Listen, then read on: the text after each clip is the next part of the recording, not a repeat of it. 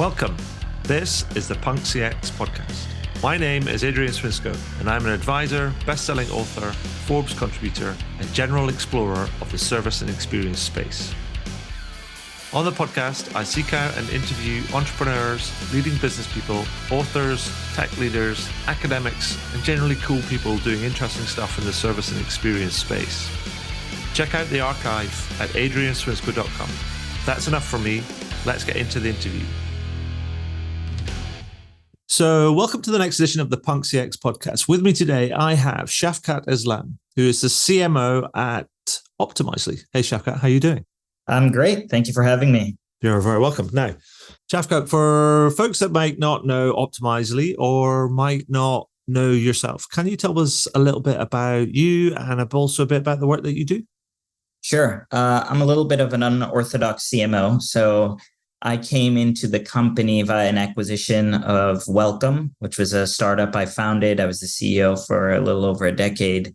We're a content marketing platform and a digital asset management company. Optimizely acquired us about a year and a half ago, combined us with their product portfolio, which I'll mention in a bit. But what makes, I guess, my role somewhat unorthodox is I've never had a marketing job ever in my life. And people sometimes laugh about that or think I'm being hyperbolic, but I'm not. I was CEO. I had great marketing leaders. About a year ago, Alex, our CEO here at Optimizely, asked me to step in and lead what he asked for was a radical transformation of the marketing organization. So that's a little bit about me. Optimizely, we're about a 1,500 person company headquartered out of New York, global company, a leader in the digital experience platform space. But what we do in a nutshell is we have solutions in three areas: content, which is a world-class CMS, experimentation. A lot of people know us as a A/B testing company where we do personalization and experimentation. And then we have commerce solutions as well. But our kind of big belief is that content is at the core of the entire kind of digital experience. It's the core of all marketing. And so we've really, what I think have built a world-class set of products that we bring together under an umbrella that we call Optimizely One, which is what we aspire to become the operating system for marketing. Fantastic. Thank you. And so as regular listeners to this podcast will know, as I love a bit of research, bit of a survey, bit of a report, kind of like with some interesting stats. And you've recently produced a new report, which is called Personalized to Personal. And it's a study of like 100 UK marketing leaders and 1,000 UK kind of consumers, which it sort of explores the maturity of personalization and how brands are attempting to optimize their efforts in an increasingly saturated market now. So I love a bit of report, bit of research, some stats, particularly that it's also UK kind of based because I'm based in the UK. And it's also about personalization, which is a regular sort of theme on these kind of podcasts that we like to try to explore. So it's a long-asked way of asking you, Shafqat, can you tell me a little bit more about the report, how it came about, and what some of the main findings and headlines were? Yeah. So first of all, I should just call out the obvious. Personalization as a thing is not new. Majority of marketers have been adopting personalization probably for the last 10 years, right? So I don't think the takeaway for this report is, personalization is important for brands or people. I think that's obvious. I think what we found, and maybe unsurprisingly, is that despite 10 years of work and effort that has gone to it, people are still frustrated. And when I say people, I mean both consumers who feel like they're not getting a personalized experience or an individualized experience, but also I think marketers are beginning to get frustrated because we've invested, millions of dollars, time, effort into personalization technology. Yet I don't think the results have been quite as impactful as many of us have hoped for. And I think a couple other things that we found is that, to do personalization, you need a lot of content, which marketers struggle with. You also need to do testing to figure out what kind of personalization actually works or not. And testing is still a new concept for a lot of marketers, even though A/B testing has been around, but really experimenting and testing to figure out like what is the right level of personalization that gives me the best ROI. I think there was a lot of open questions around that, which I can get to in a little bit of detail. Well, yeah, no. So first of all, I should say, yes, I agree. Personalization isn't new. And if it is new to you, kind of if you're listening to this podcast, my question to you would be, where have you been? Under which rock have you fallen asleep for the last 10 years? Because it's a core part of, to my mind, and all the research points to that, is that brands want to do it because they see value in it. Customers want it because they don't just want to be push stuff. They want stuff that's kind of relevant. They want to engage with kind of relevancy and timeliness and et cetera, et cetera. But I mean, we will point people to the report, the sort of in the highlights, so they can check it out themselves. But I wanted to maybe dig into some of the statements or findings in the reports to give people a little bit of a flavor of some of the things that's in there. And so, first of all, I mean, one of the first things at the beginning of the report, it states, in 2023, personalization officially reached its maximum maturity level. Now, I looked to that and I thought, okay, I have to ask Shafqat about that, because that feels like it runs sort of counter to many other sources that suggest that while customers and marketeers agree that personalization is important, as we've said, and also desired, many personalization efforts are sort of like missing the mark. It's like, they're almost like at cross purposes. So can you explain to me what you mean here by that sort of statement that personalization has reached its maximum maturity level, and also from what perspective has the statement been made? Yeah, probably best to understand the context of the statement is really around pervasiveness. So personalization is now everywhere, and marketers have been talking about it forever. And I think 3/4 of brands have been doing some level of personalization. Right. Okay. Pervasiveness, yes, it's everywhere.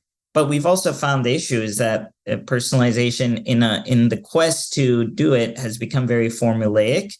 And ironically, it's not personal. And that's probably the headline of the message. Now, we also found, by the way, in some of our own testing, because we do a lot of testing, there's different levels of personalization.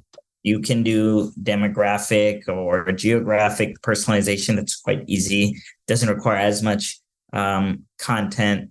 Or you could go down to absolutely the individual level where you need enormous amounts of content. And is that effort worth the results? Or there's a sweet spot that we found in the middle where, and let's take our example at Optimizely. We find that when we go down to the industry or sub-industry level and really personalize content for a prospect's kind of let's say sub-industry. And my sub-industry is important. It's not, financial services, because within financial services, there's credit card companies, insurance companies, banks, pension companies. Yeah, I mean, it's all over the place, right? Yeah. It's same with, I hear people say, oh, we personalize for travel and hospitality. Well, what is that? That's humongous, right? So if you're a boutique hotel marketer, then you have specific needs, wants, is very specific customer-based type of marketing that you do. So being able to personalize at that sub-industry level, we actually found had pretty good ROI, because it didn't require us to create so much content that we're down to the individual, but the conversion rates were much higher than if we just stayed at, a much broader bucket. So I think figuring out what is the sweet spot in the ROI between, I now need to create so much content. And by the way, it's not just a content volume problem. If you're trying to go to an individualization approach, you also have to kind of hand over the keys to the machine. And when you're personalizing at individual level, you almost have no idea what's going on, because there's just so many user journeys, an infinite amount of user journeys. So you kind of just have to trust that it's working, versus somewhere in that middle, the Goldilocks middle, I find that you can actually observe and you can set some rules, some parameters, and have a little bit more control over what kind of personalization is going on, and then figure out if it's working or not. Okay. That's interesting. It's interesting because it's actually, I guess it strikes me when I was thinking about that, and I think about not just from like a B2B perspective, but also from an individual's perspective, because that probably works at that sort of level as well. Because it's always like sometimes as human beings, we think one thing 1 minute and then we think another thing another minute. And sometimes it's hard to kind of pin us kind of down. But we also there's a social dynamic where we identify with groups and sort of types of people and themes and interests and affinities and stuff. And I guess that sort of works the same whether you're in a business to business context or an individual consumer kind of context. And sometimes speaking to those things might be more accurate or more rewarding rather than trying to get to the nuance at the 100%. Ground level, as it were. Yeah, 100%. And there's always like-mindedness, whether in a professional setting or in a personal setting, of people, cohorts, groups, tribes that we identify with or have similar interests with.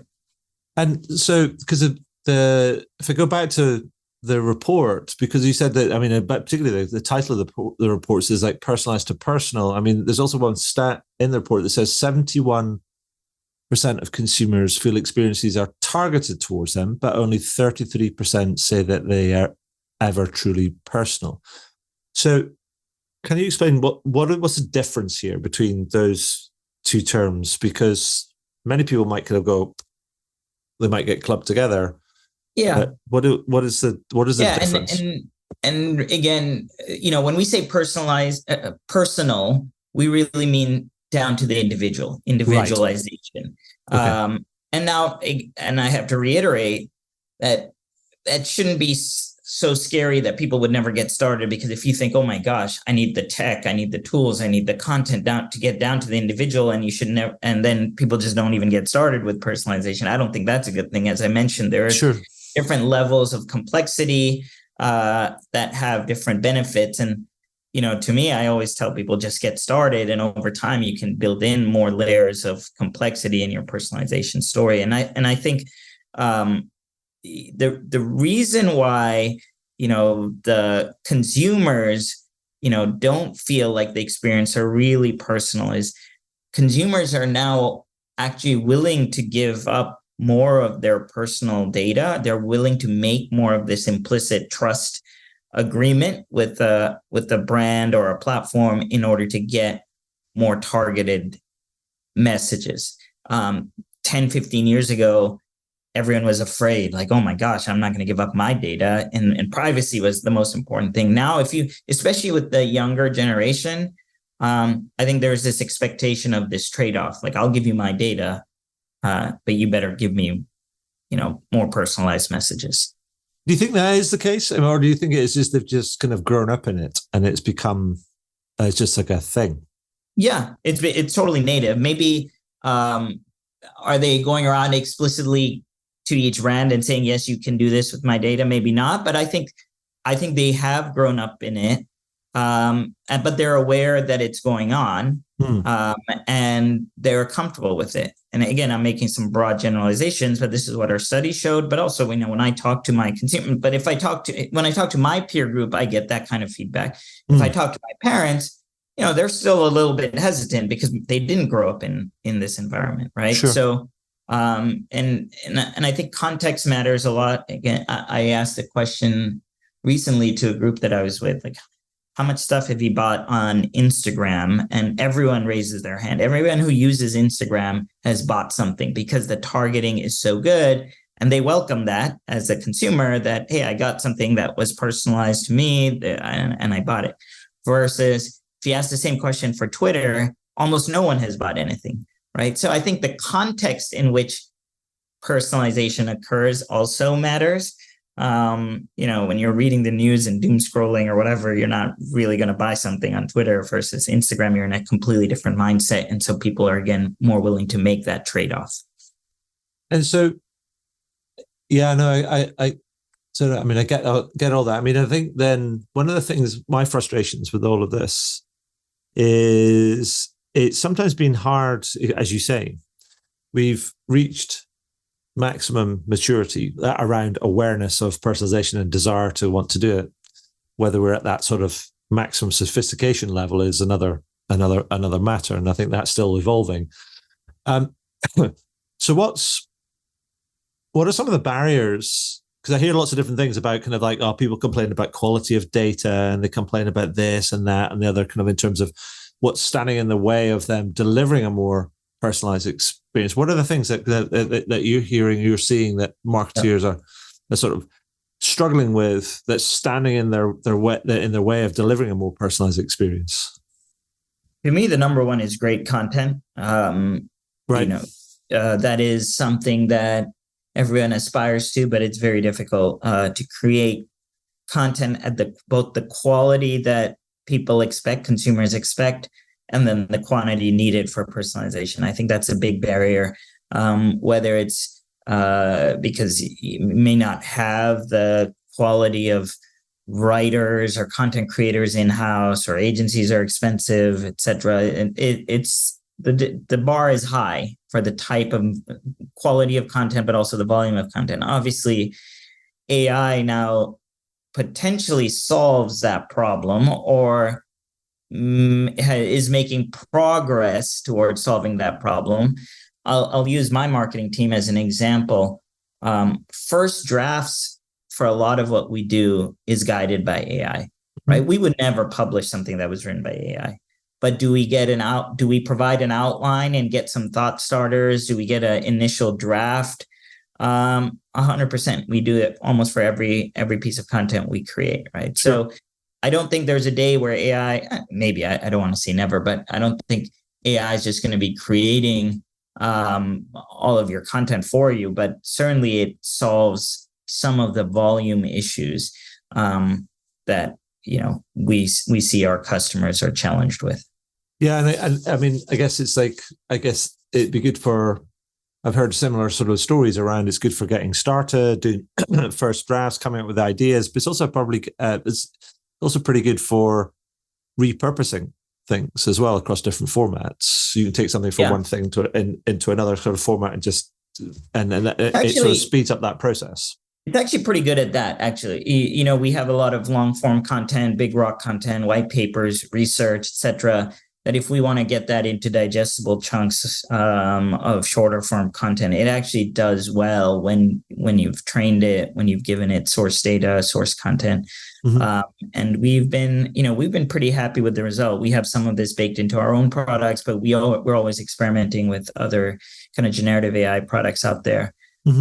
So I think that to me is the biggest blocker, is just like having the right content for personalization.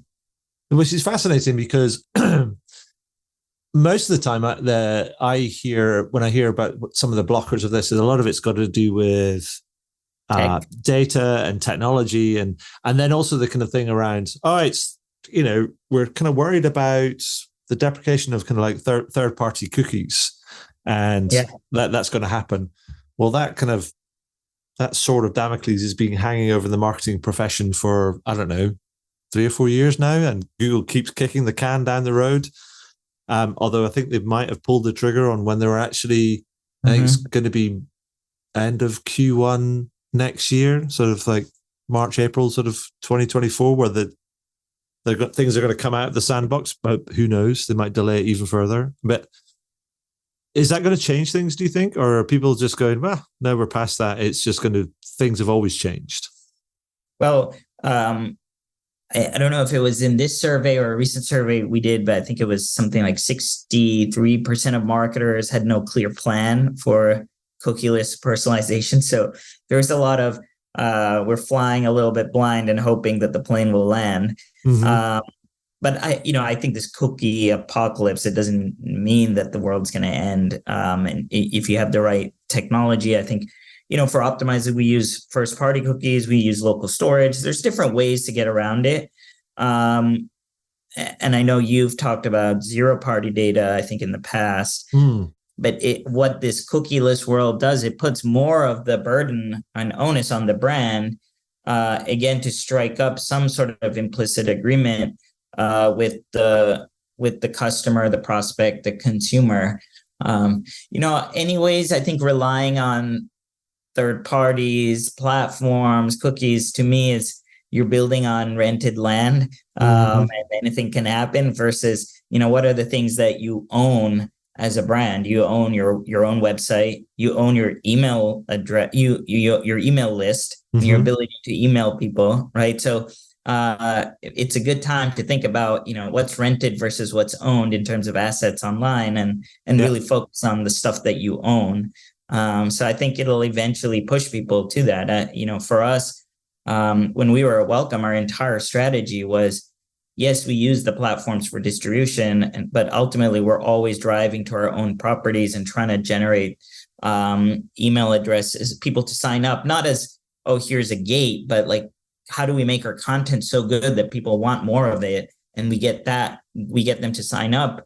And then we earn the right to market to them once we've kind of earned the right to communicate with them and give them great content. So I think you just have to figure out the order of which, the order of operations there. Sure. But ultimately, and I think brands, again, we've said this for 10 years, have to think a little bit more like publishers. And publishers have always, the quality of the content was number one. That's why you get people to come back. Sure. Once you sort that out, I think you can start doing other things with that audience. Yeah.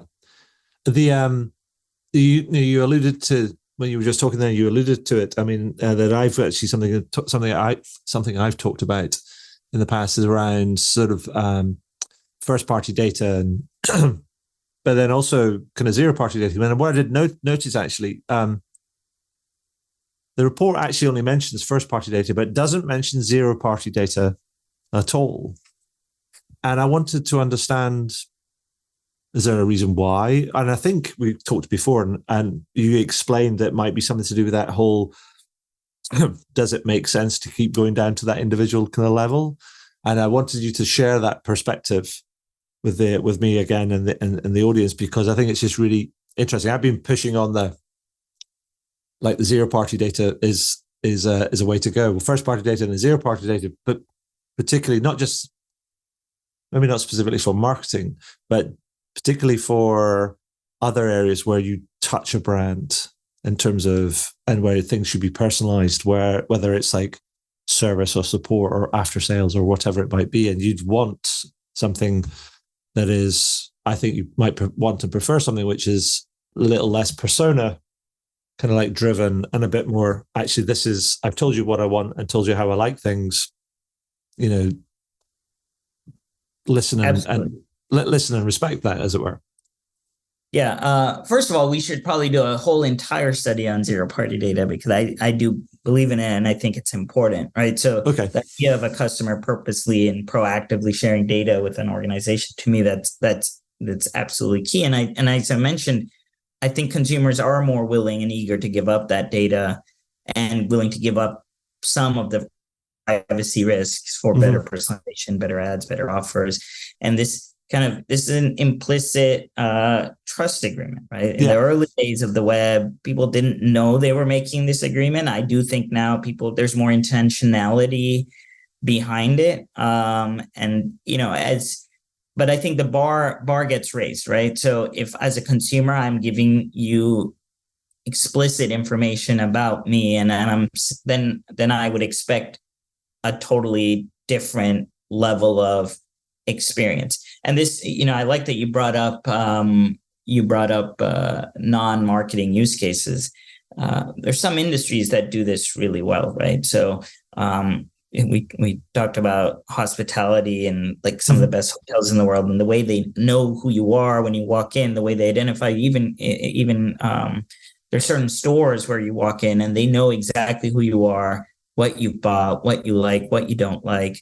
And I think that's going to start becoming a lot more important. Just like a really silly example, as a side project, I own a restaurant and a cocktail bar that I started.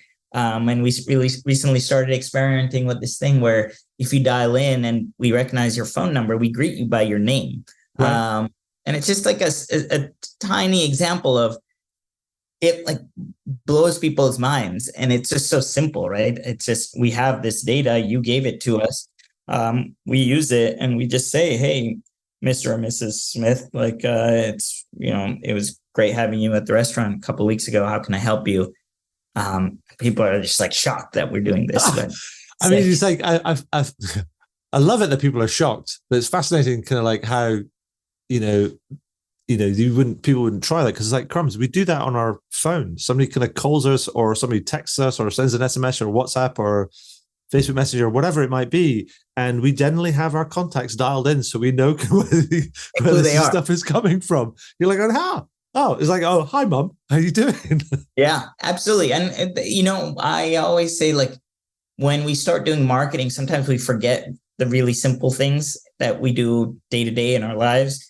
I also joke about like how we write online as marketers, how you and I talk, or if I would send you an email because now I know you, it's just totally different than when I'm trying to create copy for the website. All of a sudden it becomes this like very jargony, robotic thing. And I'm like, no, let's just talk to each other like human beings, because we do that for the rest of our days. Yeah. Somehow when we wear our marketing hats, it becomes all confusing. Yeah, absolutely. And so I think that things a bit, as you rightly say, it's like being able to do sometimes just the simple things. Like, for example, I mean, it's like if you call customer service or customer support sort of things, most people have, I know that I have on this phone, I've had the same telephone number probably for the last 25 years. About that, something like that, probably. Amazing. And so it's like, it's almost just as much of a unique identifier as my name. Yeah. And so anybody who sees me calling them, you can go, it's a pretty sure bet that you can pick it up and go, hey, Adrian, how you doing? Totally. And it reminds me of Netflix. If you use Netflix, when you log in, very rarely do I search for something. It just knows what I want to see based on what I've seen in the past, and it uses some level of machine learning and AI, but it just knows. Yet when we go to so many websites, even if I'm a long-term client, it feels like I'm just walking into the storefront for the first time ever, and they have no idea who I am. Yeah. So I think that's where the consumer frustration is still there. Some of it may be tech. Listen, I mentioned before, what's holding us back is content.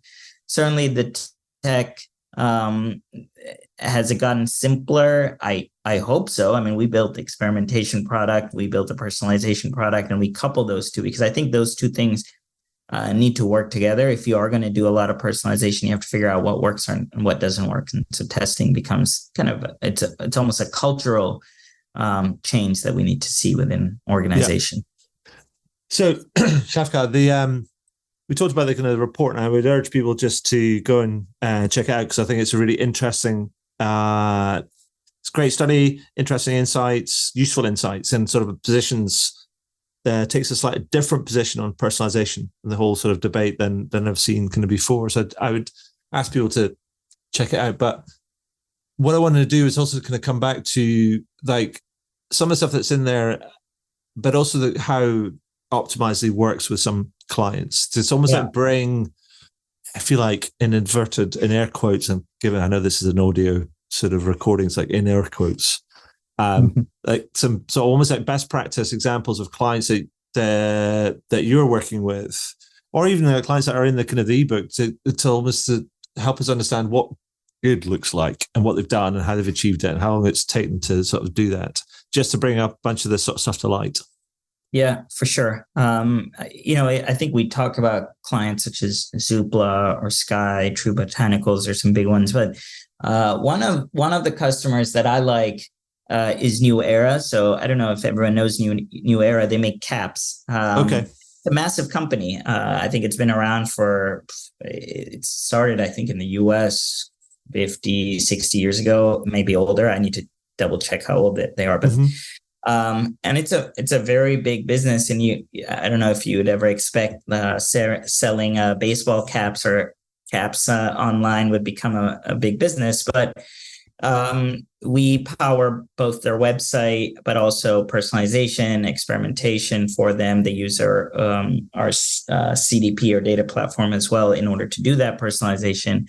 And what I love about this brand is, they're always testing. But if you think about wearing a hat, it's a very personal decision, right? Especially the type of hat. Like, that New Era makes. It's almost entirely, it identifies you based on which sports team you like, right, which area you're from.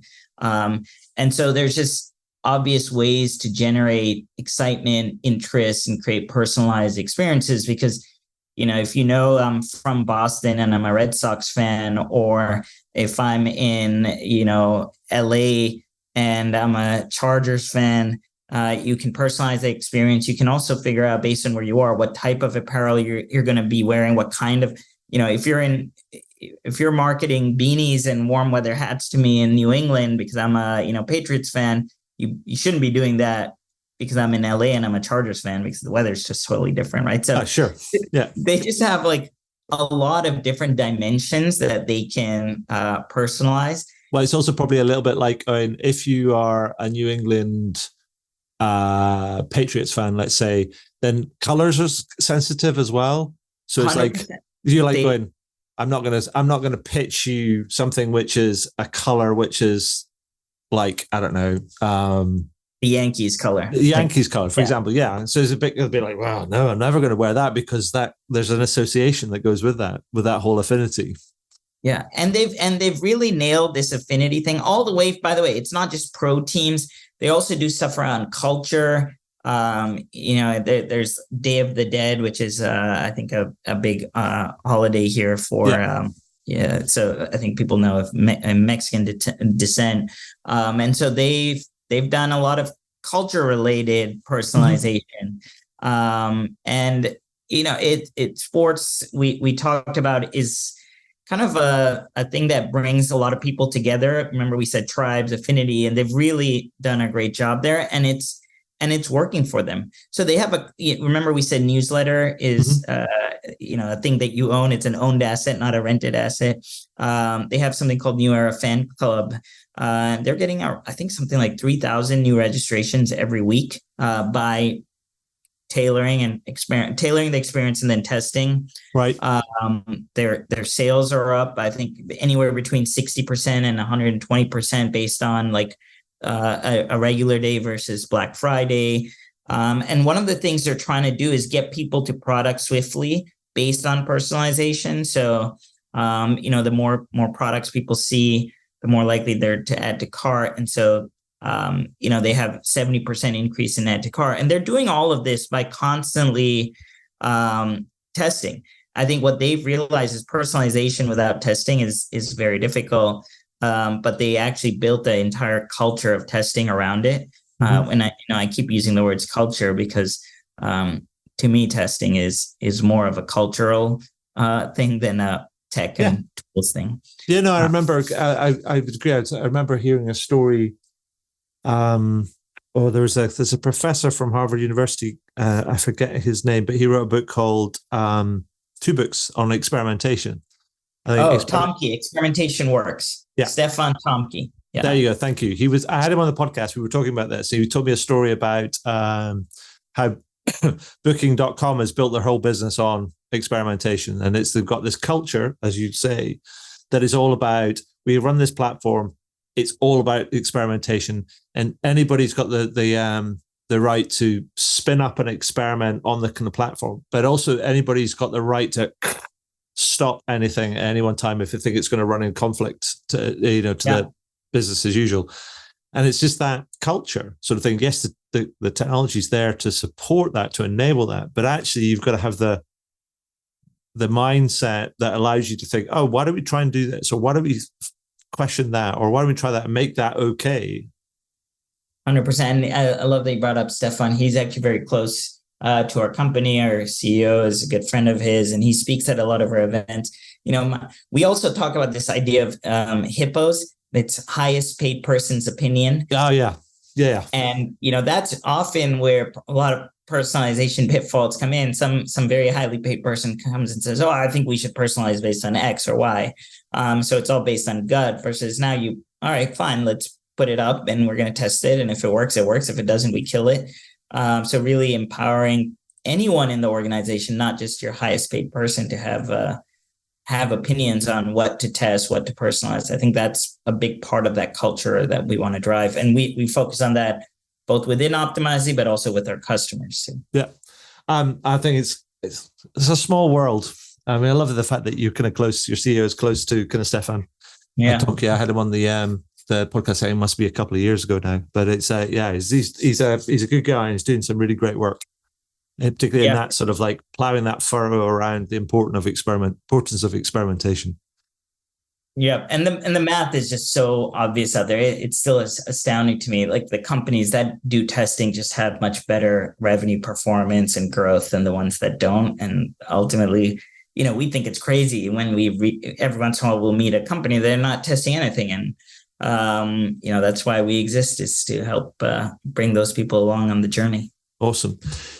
So, Shafqat, is there anything else that you'd like to add before I kind of ask you some quick fire wrap up questions about the report, about, anything that's in any of the insights that's in that? Or no, again, I would just encourage people to get started and not get bogged down by like the complexity of the tools or the how much content do I need. As I mentioned, we found some surprising results ourselves, right? We were doing down to the individual level testing, and we just kind of lost control of the machine. And then when we brought it back a little bit, we're just able to both have more control, measure, and then when we balance it with the cost of the content requirements, we found like that kind of sweet spot in the middle. So I would encourage folks to just think about like what level you want to go to when it comes to personalization. And then, the other thing is, cookieless world, just think about, what do you own versus what do you rent? And that's always served well.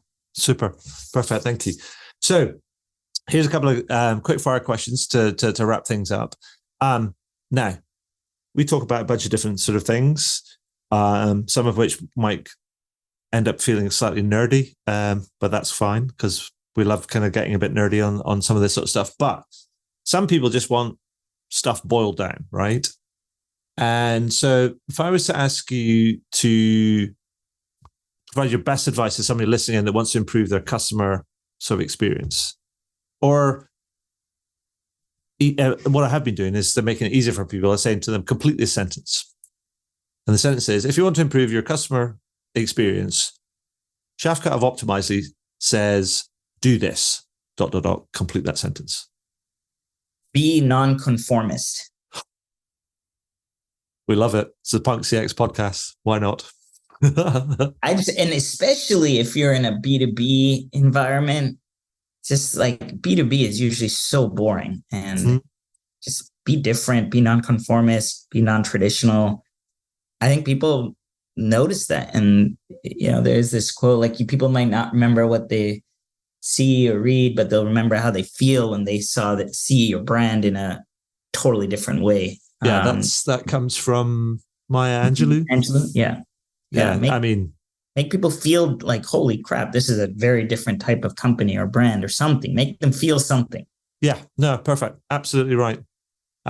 Because if they feel something for your brand, then that's just going to stand you out, mark you out, kind of compared to everybody else where it's just generally like, meh. Yeah. And with no personality.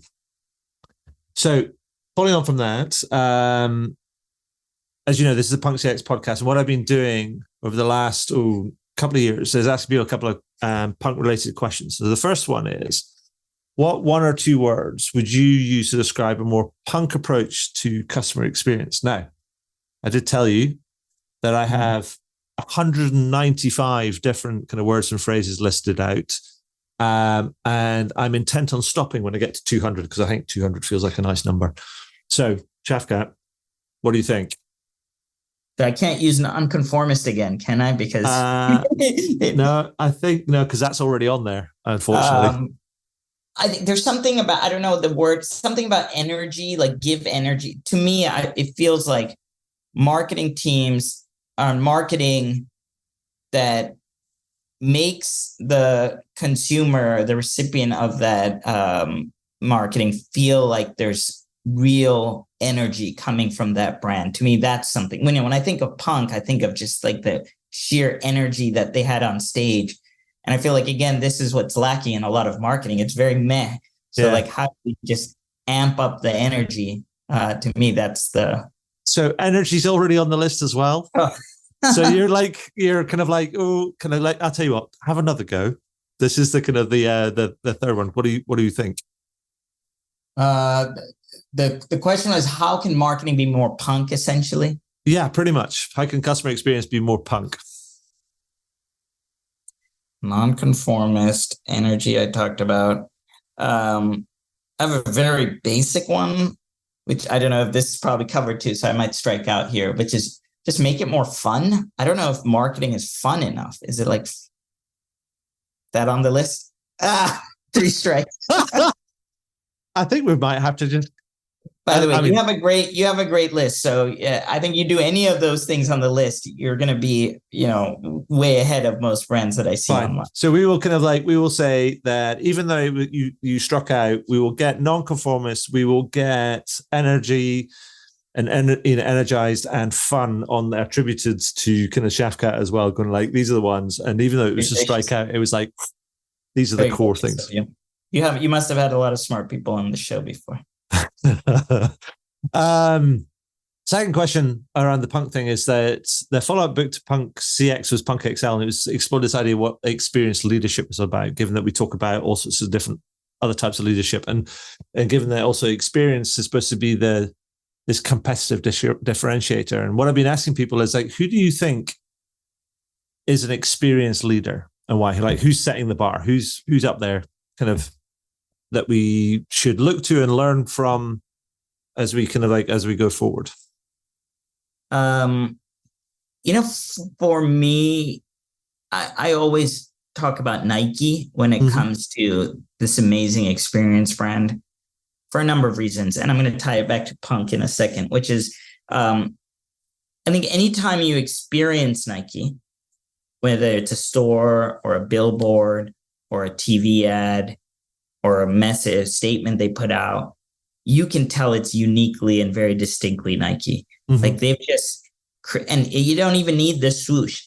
You can remove the logo from most Nike marketing and everyone will know it's Nike. And that, to me, they've done something really special. They have this manifesto that I think it was their first CMO wrote, and like from the 1970s, it has 10 points in it. Yeah. I encourage everyone to just Google it. If you just Google Nike Manifesto, one of the things they also say that is fairly punky is, I think number 2 was, we're on offense all the time.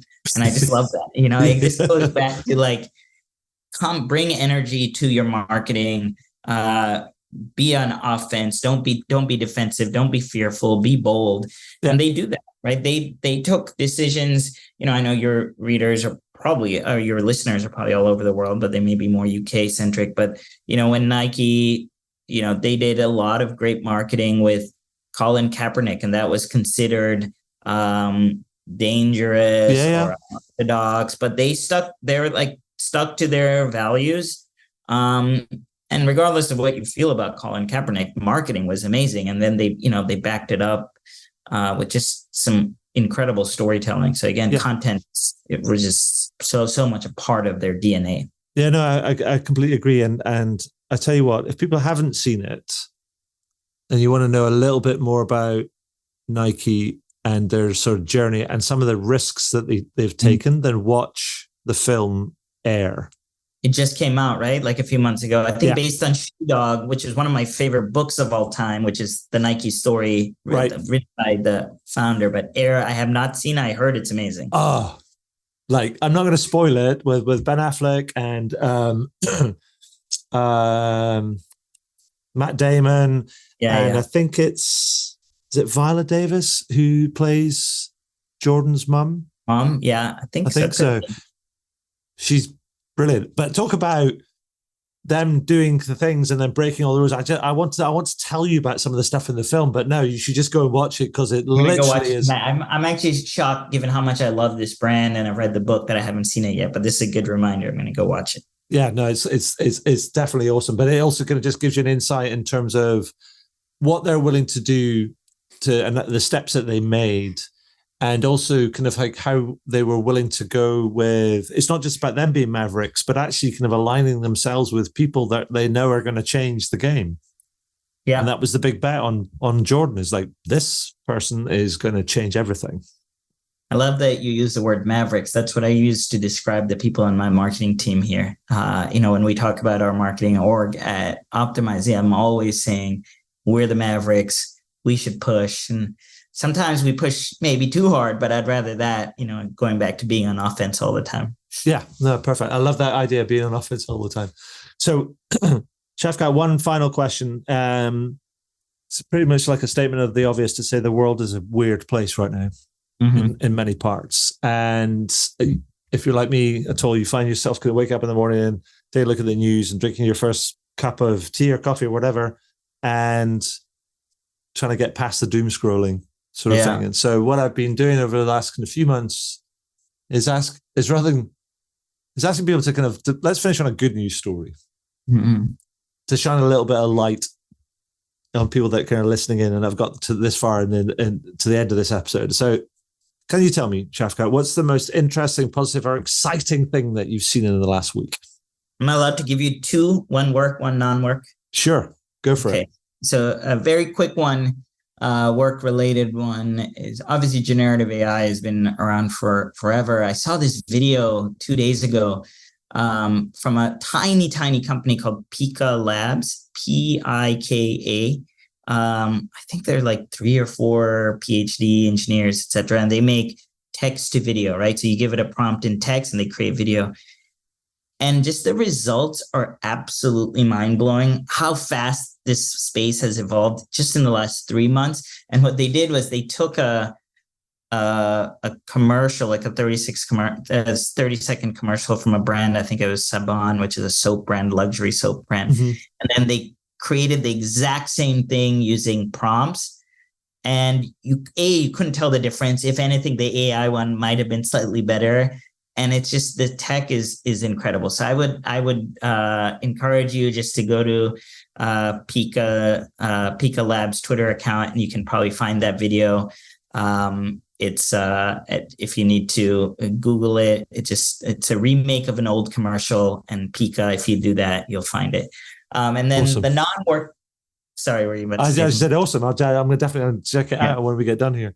And the non-work one was, I just watched the Netflix docu-series on Beckham. Okay. And I absolutely loved it. And the reason why it made me smile or made me happy, to your point, is like these two people, Beckham and Victoria, his wife, are obviously these global superstars. But it made me really happy to know that they were just totally normal or normal-ish people trying to live normal lives, and like the behind-the-scenes documentary. So that made me happy, but also just seeing like how much he loved and cared about football, and just like the dedication and effort. Everything great requires effort. It was just, I don't know, it just was an amazing docuseries. So regardless of if you like Manchester United or Beckham, you should go watch it. Perfect. Thank you, Shafqat. That's awesome. And 2 great stories. I haven't watched that documentary, so I'll put it on my list, but I will definitely also check out the Pika Labs video sort of thing. Because yes, it's the Gen AI space is, it's not even exploding. It's sort of exploded, and it continues to explode. And it's never ending. It's like it's madness in terms of where it's kind of going, or it's not madness, is it? And every time you think you've seen something that's mind-blowing, a month later there's something that's even better. Right? Yeah, it's crazy. But anyway, thank you for spending some time with me today on the podcast. Kind of congratulations on the report. I think it's really interesting. I definitely would recommend that people check it out. But yeah, once again, thank you for spending some time with me and sharing your experience and your insight with me today. That's been awesome. Enjoyed it. I love all non-traditional podcasts. So well done. Wow, what a great interview. I hope you enjoyed it. I know I did. Find out more about me and the work that I do at adrianswinscoe.com. Do leave a review on your favorite podcast platform. And if you have any comments, feedback, or questions about the podcast, then feel free to send me a message to podcast@adrianswinscoe.com. And do tune in again. Thanks very much.